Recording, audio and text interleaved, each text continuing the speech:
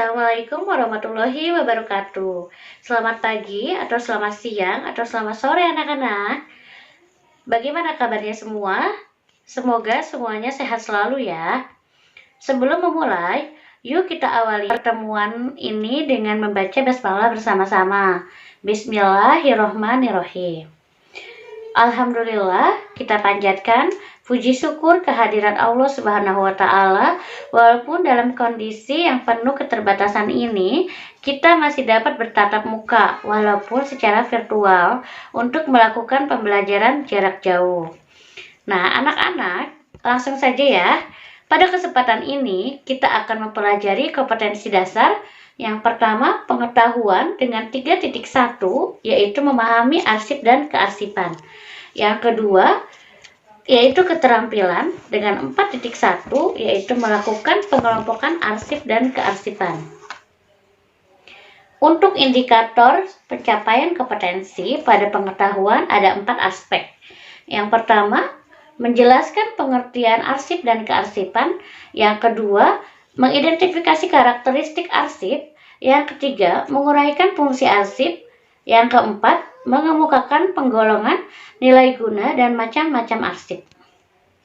Untuk indikator pencapaian kompetensi pada keterampilan, yaitu ada 2. Yang pertama, melakukan identifikasi arsip dan kearsipan berdasarkan praktek dokumentasi perkantoran.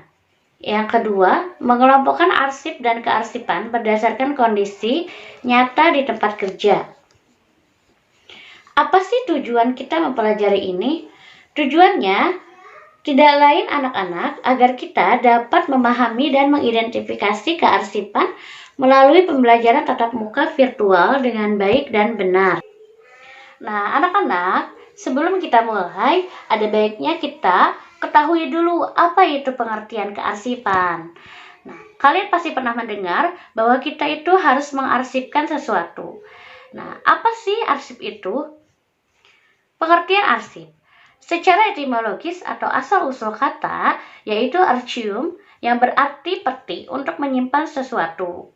Dalam bahasa Latin, arsip dikenal dengan archive yaitu kumpulan warkat, record yaitu catatan, file yaitu sekumpulan informasi.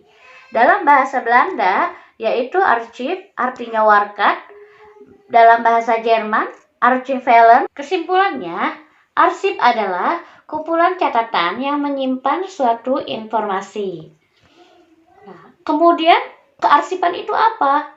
Kearsipan adalah suatu proses mulai dari penciptaan, penerimaan, pengumpulan, pengaturan, pengendalian, pemeliharaan, perawatan, hingga penyimpanan arsip atau warkat menurut sistem tertentu. Nah, adapun media yang digunakan sebagai arsip yaitu kertas film, media komputer, dan lain sebagainya. Jika disimpan dengan aturan tertentu, arsip tersebut mudah ditemukan jika sewaktu-waktu dicari atau diperlukan. Selanjutnya, adapun karakteristik arsip. Nah, secara umum, karakteristik arsip dibagi menjadi 5. Yang pertama, autentik, yaitu suatu arsip dapat disebut autentik jika arsip tersebut memiliki wujud yang asli, baik dari isi, struktur, maupun konteks yang melekat. Yang kedua, legal, yaitu arsip legal bermakna arsip yang mendukung suatu kegiatan harus memiliki status resmi sebagai bukti atas pelaksanaan kegiatan tersebut. Yang ketiga, unik. Setiap arsip yang disimpan bersifat unik, yaitu dibuat pada saat yang tidak bersamaan, serta memiliki karakteristik dan kronologi yang berbeda antara satu dengan yang lainnya. Yang keempat, terpercaya, yaitu suatu arsip harus dapat dipercaya sebagai bukti yang digunakan untuk mendukung terlaksananya kegiatan tertentu. Yang kelima, mempunyai kegunaan.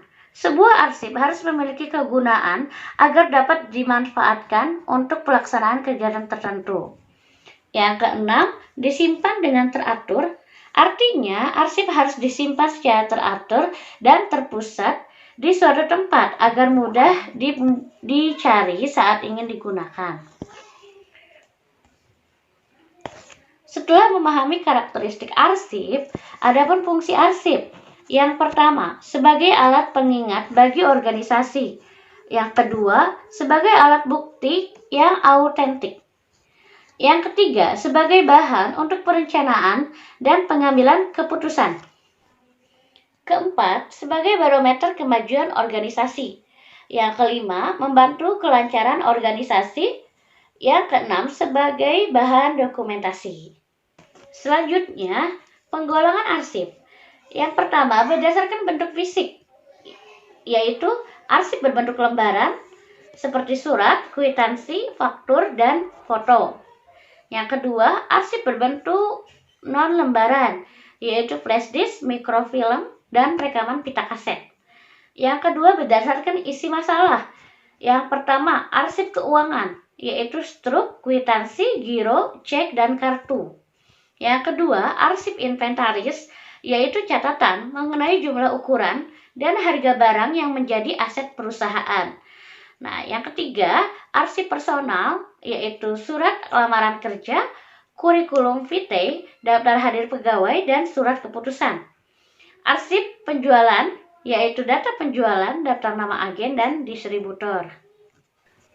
Yang kelima, arsip produksi, yaitu arsip jenis bahan baku, jenis alat atau mesin yang digunakan, jenis dan kualitas bahan baku.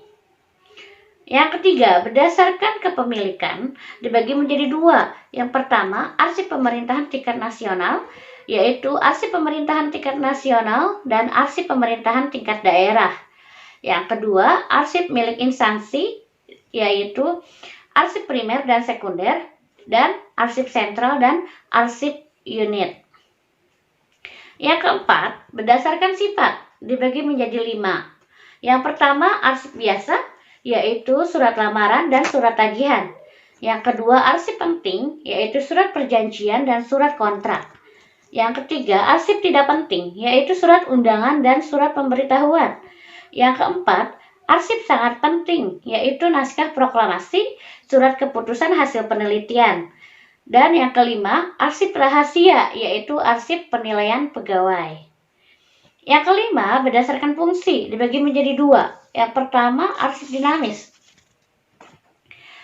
yaitu arsip aktif, contohnya daftar hadir pegawai.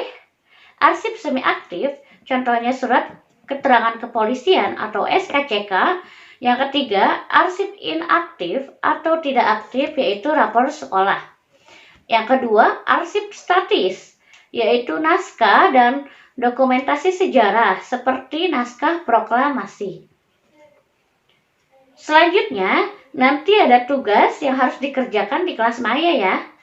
Terima kasih atas perhatiannya. Mohon maaf jika ada hal-hal yang masih kurang berkenan atau kurang dipahami. Dapat ditanyakan nanti melalui kelas maya yang sudah ditentukan. Mari kita tutup pembelajaran kita dengan mengucapkan hamdalah. Alhamdulillahirobbil alamin. Selamat pagi atau selamat siang atau selamat sore. Assalamualaikum warahmatullahi wabarakatuh.